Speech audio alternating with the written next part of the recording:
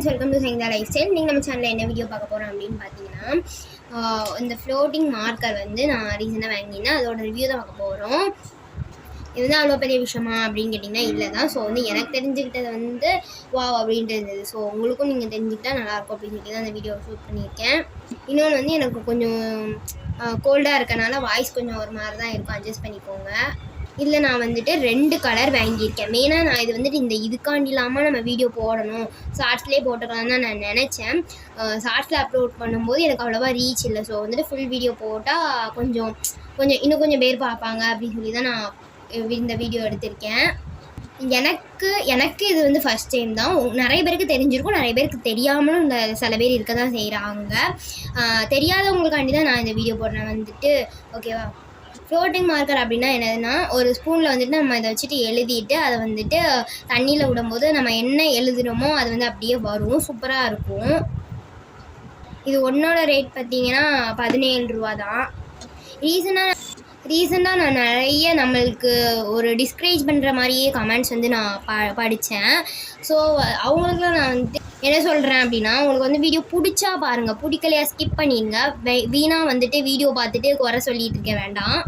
இன்னொன்று வந்துட்டு நிறைய பேர் நினைப்பாங்க, இந்த மாதிரி நம்ம பண்ணால் அவள் வந்து போயிடுவா அப்படின்னு சொல்லிட்டு.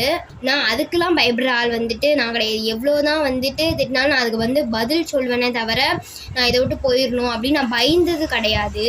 நான் இனியும் நான் பயப்பட மாட்டேன். அந்த மாதிரி அப்படி ஒரு ஸ்ட்ராங்காக இருந்தால் மட்டும்தான் நம்ம வந்துட்டு யூடியூப்பில் வந்து கண்டினியூ பண்ண முடியும். ஸோ வந்துட்டு எனக்கு வந்து என்னன்னாலும் நீங்கள் கமெண்ட்ஸ் போடுங்க, எனக்கு அதை பற்றி பிரச்சனையே இல்லை. ஆனால் நீங்களும் இப்படி ஒரு சேனல் வச்சு உங்களை யாராவது இப்படி பேசும்போது உங்களுக்கு எப்படி இருக்கும் அதை வந்து யோசித்து பார்த்து கமெண்ட் பண்ணுங்கள். இது வந்து நம்ம சேனலோட ஹேட்டர்ஸ்க்கு மட்டும்தான் நான் சொல்கிறேன். இப்போ நான் ரீசெண்டாக நிறைய கமெண்ட்ஸில் வந்துட்டு நிறைய இல்லை, கொஞ்சம் 1-2 பேர் வந்து பேசுகிறாங்க, இதுக்கெல்லாமா நீ வீடியோ போடுற வைக்கிற அப்படின்னு சொல்லிட்டு ரொம்ப பேசிகிட்டே தான் இருப்பாங்க. அதை கண்டுக்காமல் நம்மளுக்கு எது பிடிச்சிக்கோ அதை வைக்கிட்டே இருக்கணும் அப்படின்னு சொல்லிட்டு நான் முடிவு பண்ணிட்டேன். எனக்கு மோஸ்ட்லி வந்து இந்த மாதிரி பிடிக்காத கமெண்ட்ஸ் எதுவும் வந்துட்டுனா நான் வந்துட்டு முடிஞ்ச வரைக்கும் நான் ரிப்ளை கொடுத்துருவேன், இல்லைனா ரிமூவ் பண்ணிடுவேன். அவ்வளோதான். அதுக்கு உட்காந்துட்டு கவலைப்பட்டுட்டு அந்த மாதிரிலாம் நான் கிடையவே கிடையாது. பேசுகிறவங்க என்ன வேணாலும் பேசிட்டு போகணும், நம்ம அப்படி தான் அப்படிங்கிற ஒரு இதில் வந்து நம்ம கரெக்டாக இருக்கணும் எப்போவுமே. ஓகே, இப்போ வந்துட்டு நான் அப்படியே இதை சொல்ல மறந்துட்டேன், சொல்லிக்கிறேன். இது வந்துட்டு உடனே வருமா அப்படின்னு கேட்டிங்கன்னா கண்டிப்பாக வராது. நானே நிறைய டைம் ட்ரை பண்ணி சொதப்பி அங்கங்கே வந்திருக்கு, எப்படி வந்திருக்குன்னு பாருங்கள். ஏன்னா இது வந்துட்டு நீங்கள் வந்து ரிவ்யூ பண்ணிங்க, நான் வாங்கி யூஸ் பண்ண உடனேலாம் எனக்கு வரலன்னே சொல்வீங்க. எனக்கே ஒரு 10-20 டைம் ட்ரை பண்ணால் தான் வந்துட்டு வருது. ஏன்னா இது வந்துட்டு ரொம்ப பொறுமையாக பண்ணணும். அதை வந்துட்டு நம்ம வந்து பண்ணணும். ஸ்பூனில் வந்துட்டு வச்சுட்டு ஃபஸ்ட் டைமே வந்துடாது. நான் ஒரு பிளாஸ்டிக் மூடி எடுத்துகிட்டு அதில் வந்துட்டு க்ரீன் கலர் மார்க்கர் வச்சுட்டு 2 ஹார்ட் வரைஞ்சிட்டு அதை வந்துட்டு தண்ணி ஊற்றுறேன், வந்துட்டு சுத்தமாக வரல. ஸோ வந்து இது வராது அப்படின்னு சொல்லிட்டு அதை எடுத்து வச்சிட்டேன்.